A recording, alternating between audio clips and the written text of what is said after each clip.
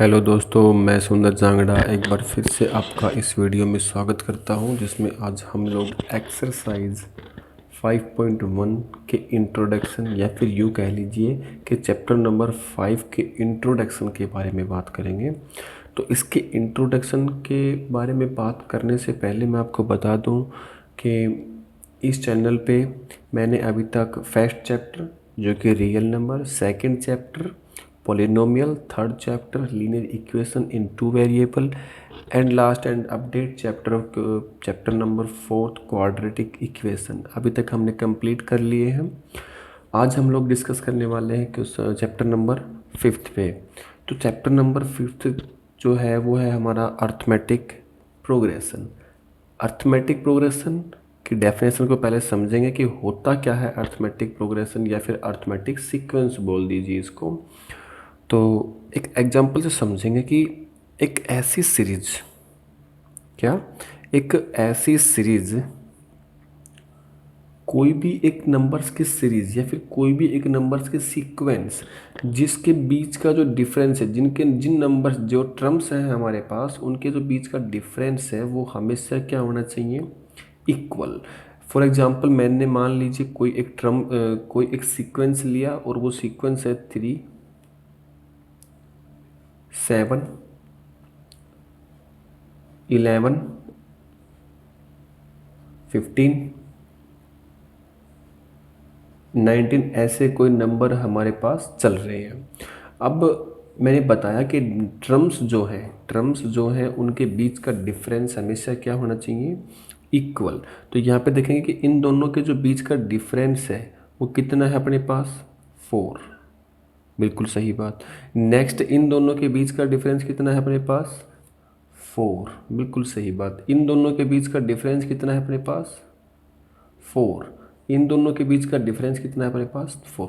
तो देखो हर दो टर्म्स के बीच में जो डिफरेंस है वो कितना है, 4। बस एपी की यही डेफिनेशन है। एपी एपी अर्थमेटिक प्रोग्रेशन को शॉर्ट फॉर्म में अपन लोग क्या बोलेंगे, एपी। ठीक है, तो एपी की यही एक डेफिनेशन है। ठीक है, तो एपी क्या है, एक नंबर्स की ऐसी सीक्वेंस जिसके बीच में जो टर्म्स हैं उनका जो डिफरेंस है या उनका गैप जो है, आप ये कह लीजिए उनका इंटरवल जो है वो क्या होना चाहिए, इक्वल। ठीक है, चलिए अब ये हो गई हमारे पास एक एपी। क्यों? क्योंकि इनका जो बीच का डिफरेंस है वो क्या होता है, इक्वल। चलिए एक और एग्जांपल लेते हैं।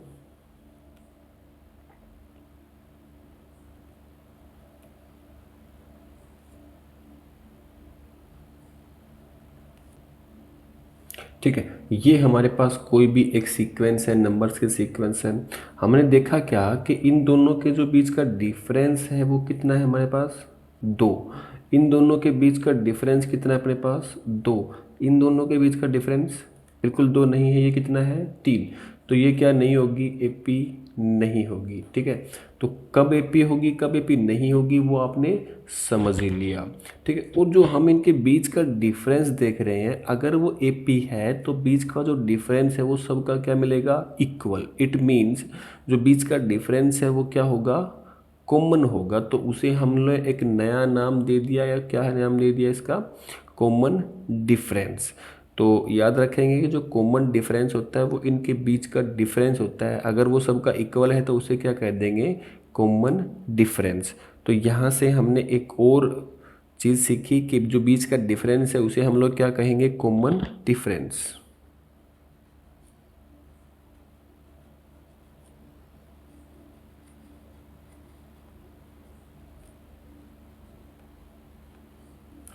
ठीक है, और उसे हम डिनोट करेंगे स्मॉल डी से। चलिए और समझते हैं इसके बारे में। जो कॉमन डिफरेंस है वो यहाँ पे पॉजिटिव भी हो सकता है, यानी कि जो डिफरेंस है इनके नंबर्स के बीच का वो पॉजिटिव भी हो सकता है और नेगेटिव भी हो सकता है। तो कॉमन डिफरेंस पे डिस्कस करने से पहले मैं आपको एक बात अर्थमेटिक प्रोग्रेशन जो सीक्वेंस है उसी के बारे में और बता दूं कि जब भी कोई सीक्वेंस होगी या फिर अर्थमेटिक हो चाहे वो ना हो, ठीक है। अर्थमेटिक्स प्रोग्रेशन हो चाहे वो ना हो, जब भी कोई भी सीक्वेंस होगी तो उसमें जो फर्स्ट नंबर होगा क्या होगा, फर्स्ट नंबर। जो फर्स्ट नंबर होगा उसे हम लोग क्या कहेंगे, फर्स्ट टर्म। जैसे कि यहाँ पे अपने पास ये 3 है, ये क्या है अपने पास, फर्स्ट टर्म। ऐसे ही 7 क्या है, सेकंड टर्म। बिल्कुल ऐसे ही 11th क्या है अपने पास, थर्ड टर्म। आपको ये बात समझ में आ रही होगी कि जो 3 है हमारे पास फर्स्ट टर्म, ये सेकंड टर्म, ये थर्ड टर्म, ये फोर्थ टर्म, ये फिफ्थ टर्म, और ऐसे आगे ही चलते जाएंगे। ठीक है। फर्स्ट टर्म को हम लोग हमेशा किससे डिनोट करेंगे, A1। ये है टर्म्स A और 1 का मतलब फर्स्ट टर्म। ऐसे ही जो सेकंड है उसे लिखेंगे A2। यहाँ पे थोड़ा आपको समझ में नहीं आ रहा होगा, मैं यहाँ पे आपको एग्जांपल लेके समझाता हूँ। मान लीजिए मैंने कोई और एपी ली, 5, 5, 8, 11, 14 एंड 17, और ऐसे ये एपी चलती जा रही है। ठीक है। अगर ये कोई भी सीक्वेंस है तो उसमें जो फर्स्ट टर्म होती है अपने पास उसे हम लोग कहेंगे A1। सेकंड जो टर्म होगी उसे कहेंगे A2। A2 का मतलब सेकंड टर्म। जो ये थर्ड टर्म है उसे कहेंगे A3। जो फोर्थ टर्म है उसे कहेंगे A4। और ऐसे ही चलते जाएगा A5। अगर आगे और टर्म होती तो ऐसे ही उनको हम नेमिंग कर देते। तो A1 का मतलब याद रखना कि फर्स्ट टर्म होता है, और जो फर्स्ट टर्म होता है उसे किससे नोट करते हैं, A1। ऐसे ही A2 का मतलब सेकंड, A3 का मतलब थर्ड, A4 का मतलब फोर्थ टर्म होता है। ठीक है। तो ये मैंने आपको टर्म्स के बारे में बताया। अब नेक्स्ट टॉपिक पे बात करते हैं कॉमन डिफरेंस। कॉमन डिफरेंस क्या होता है, दो टर्म्स के बीच का जो डिफरेंस है वो क्या होता है, डिफरेंस। और दो पूरी सीक्वेंस में इनके बीच का डिफरेंस कॉमन है, मीन्स इक्वल है, तो वो क्या होगा, कॉमन डिफरेंस। चलिए आइए इसी क्वेश्चन पे बात करते हैं हम। इसी क्वेश्चन को मैंने यहाँ पे लिख लिया 5, 8, 11, 14th और 17th। याद रखेंगे मैंने अभी मैं आपको जो कॉमन डिफरेंस के बारे में बात बताने वाला हूँ वो एक सिस्टमेटिकल तरीके से सीखने वाले हैं। होता क्या है कि ये जो है हमारे पास A1 है, A2 है, A3, A4, A5। जब इनके बीच का डिफरेंस निकालेंगे तो जो D की वैल्यू होगी वो क्या होगी, 8 में से 5 को माइनस करेंगे। याद रखेंगे हमेशा 8 माइनस 5, जो इनके बीच का गैप होगा वो कितना आएगा, 3। हमने किया क्या यहाँ पे, अगर सिस्टमेटिकल तरीके से बताऊँ तो हमने A2 में से A1 को माइनस, जो 8 है वो क्या है, A2। तो यहाँ पे जो D निकाला है हमने A2 माइनस A1, और जो आंसर आया वो कितना आया, 3। तो याद रखेंगे जब भी हमें D की वैल्यू निकालनी है तो जो टर्म लेंगे जस्ट उससे अगली टर्म उसमें से माइनस कर देंगे। जैसे कि मान लें मैंने 14 लिया, ये कौन सी टर्म है, A1 2 3 4, A4 की वैल्यू है। तो D is equal to A4 minus just इस अगली टर्म कौन सी है, थर्ड, A3। A4 की value 14 minus 11 is equal to 3। आपको समझ में आ गई होगी ये बात। ठीक है। तो अगर समझ में आ गई तो चलिए नेक्स्ट पे देखते हैं। हमने अभी तक क्या क्या देखा कि एक सीरीज, नंबर की सीरीज कब एपी होगी, कब एपी नहीं होगी। तो मैं दोबारा से बता दूं, कोई भी एक ऐसी सीरीज जिसके बीच का जो कॉमन डिफरेंस है वो हमेशा क्या होना चाहिए, इक्वल होना चाहिए। अगर इक्वल नहीं है तो वो एपी नहीं होगी, अगर इक्वल है तो वो एपी होगी। ठीक है। अब इनके जो बीच का डिफरेंस वो इक्वल है, उसे हमने क्या नाम दे दिया, कॉमन डिफरेंस। कॉमन डिफरेंस जैसा कि हमने अभी यहीं पढ़ा था कि कॉमन डिफरेंस कैसे फाइंड करेंगे। तो कॉमन डिफरेंस फाइंड करने के लिए जो हमने टर्म ली जस्ट उससे अगली टर्म को उसी टर्म में से माइनस कर देंगे तो वो क्या होगा, कॉमन डिफरेंस। तो आइए कॉमन डिफरेंस पे थोड़ा सा और डिस्कस कर लेते हैं। ठीक है, आपकी नॉलेज के लिए।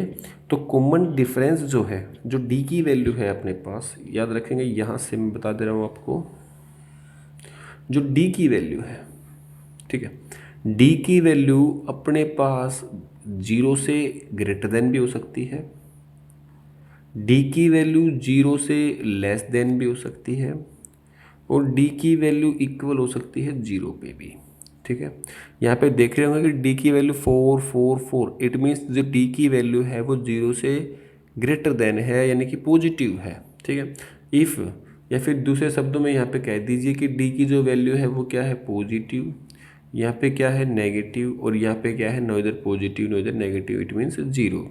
तो डी की वैल्यू अगर अपने पास जीरो से बड़ी है तो जो सीक्वेंस होगी वो हमेशा असेंडिंग ऑर्डर में होगी। देखोगे तो यहाँ पे थ्री है, थ्री के अंदर डी को ऐड किया, कितना है डी, यहाँ पे डी फोर है, थ्री के अंदर फोर के थ्री में फोर ऐड किया तो कितना है, सेवन। मतलब अब इससे फोर के अंदर सेवन के अंदर फोर ऐड करेंगे। देखो तुम समझो इस बात को कि ये जो है थ्री फर्स्ट टर्म, इसके अंदर हमने डी ऐड किया, कितना है डी, फोर, तो कितना आएगा, सेवन। इसके अंदर फिर फोर ऐड किया तो कितना आया हमारे पास, 11। इसके अंदर फिर फोर ऐड किया तो कितना आया, 15, और इसके अंदर फिर फोर ऐड किया तो कितना आया, 19। ऐसे ही जो टर्म है, जो सीक्वेंस है, जो हर टर्म कौन सी ऑर्डर में होगी, असेंडिंग ऑर्डर में होगी। देख भी रहोगे पहले थ्री, फिर उससे बड़ा सेवन, फिर उससे बड़ा 11, फिर उससे बड़ा 15, फिर उससे बड़ा 19। तो कौन से ऑर्डर में है ये, असेंडिंग ऑर्डर में।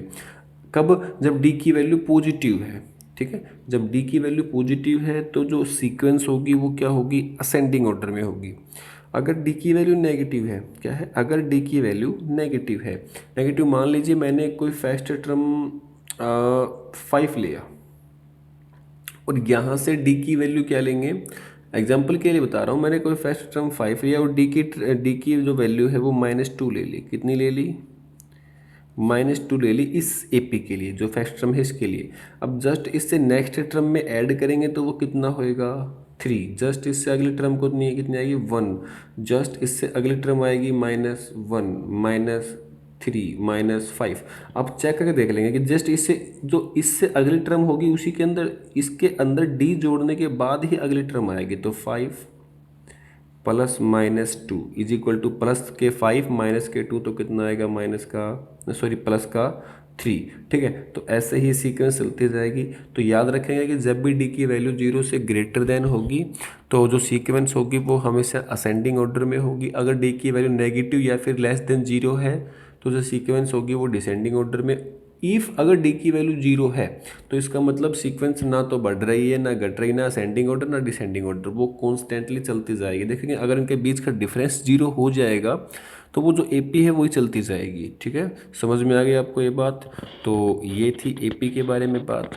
जनरल तरीके से मैं आपको बता दूं कि जो फर्स्ट टर्म, फिर से याद रखना, जो फर्स्ट टर्म होता है उसे हम A1 से डिनोट करते हैं, सेकेंड टर्म को A2 से, थर्ड टर्म को A3 से, और ऐसे ही एपी चलती जाएगी।